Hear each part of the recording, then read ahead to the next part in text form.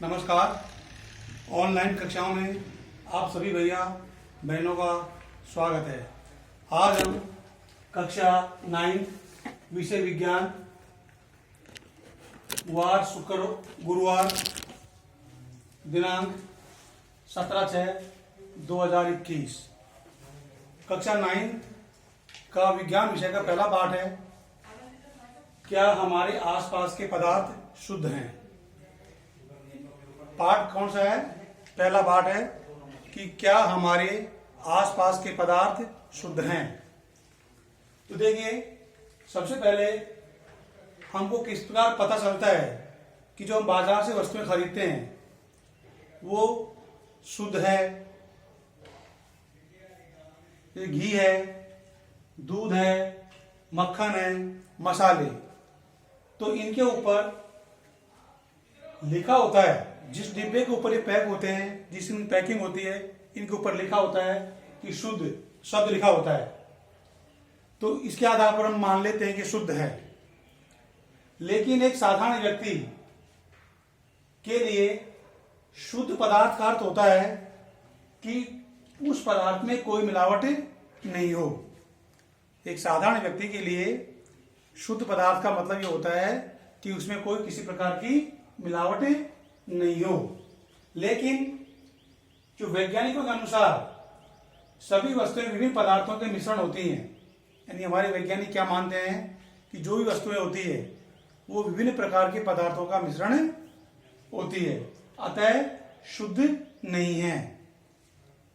क्या हमारे वैज्ञानिक को शुद्ध नहीं मानते हैं, क्योंकि कोई वस्तु जो होती है जो विभिन्न पदार्थों की क्या होती है, मिश्रण है।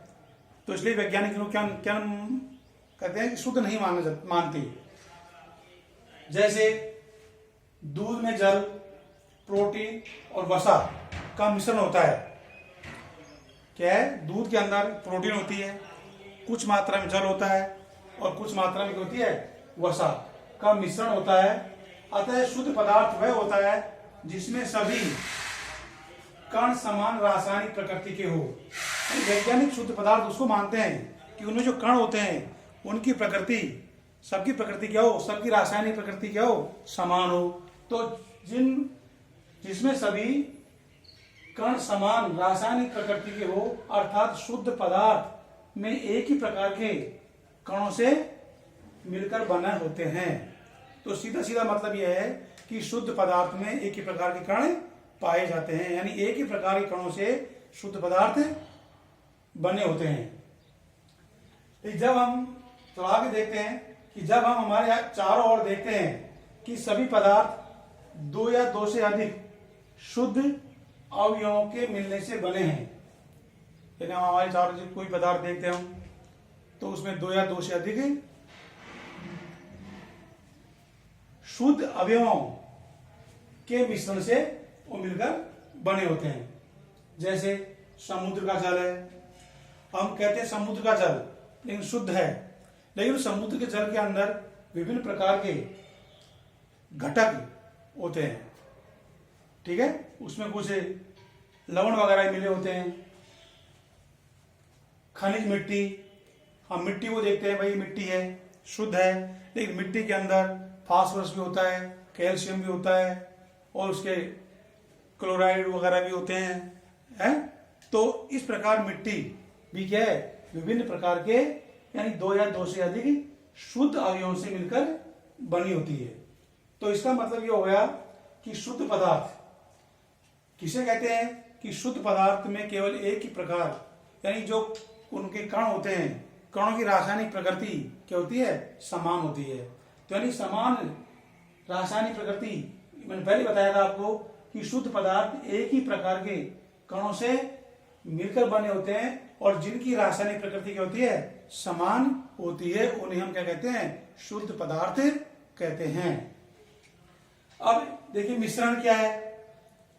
अब मिश्रण पर विचार किया जाए तो मिश्रण एक या एक से अधिक शुद्ध तत्वों, यानी एक या एक से अधिक शुद्ध तत्वों या यौगिकों से मिलकर बना होता है। जैसे समुद्री जल है, खनिज मिट्टी है, ये सारे क्या है, मिश्रण है। मैंने बताया था आपको मिश्रण के अंदर दो या एक या दो या दो से अधिक तत्व होंगे या यौगिक होंगे, ये आपस में निश्चित अनुपात में मिलकर बनते हैं। या निश्चित अनुपात निश्चित भी हो सकता है या अनिश्चित भी इनका हो सकता है। तो मिश्रण में कोई जरूरी नहीं है कि अनुपात निश्चित हो, ये अनिश्चित अनुपात में मिलकर ये मिश्रण बनते हैं। ये खनिज मिट्टी है और समुद्री जल है। तो खनिज मिट्टी में भाई कैल्शियम कितना है, क्लोराइड कितना है? खनिज जल में यानी पानी की सांद्रता, लवण विभिन्न प्रकार के समुद्री जल में मिलने होते हैं, तो इनमें लवणों की मात्रा कितनी कितनी है ये कोई निश्चित नहीं है, लेकिन क्या है अनिश्चित मात्रा में मिलने से कहलाते हैं मिश्रण कहलाते हैं। तो आज इतना ही है। आज हमने आपको केवल शुद्ध और अशुद्ध पदार्थों के बारे में, वैज्ञानिकों के अनुसार शुद्ध पदार्थ क्या होते हैं और एक साधारण व्यक्ति के लिए शुद्ध पदार्थ क्या होते हैं, हम बाजार से खरीदते हैं, उन पदार्थों पे डिब्बों के ऊपर लिखा होता है भाई शुद्ध पदार्थ है, ठीक है। तो हमने आपको इसके बारे में आज थोड़ा बताया। अब आप सभी भैया बहन इसका स्क्रीनशॉट ले लेंगे और इसको थोड़ा सा तैयार करेंगे। इसके बाद में आगे हम अगले वीडियो में बताएंगे आपको मिश्रण के प्रकार, यानी मिश्रण कितने प्रकार के होते हैं और इनके बारे में हम अध्ययन करेंगे। धन्यवाद।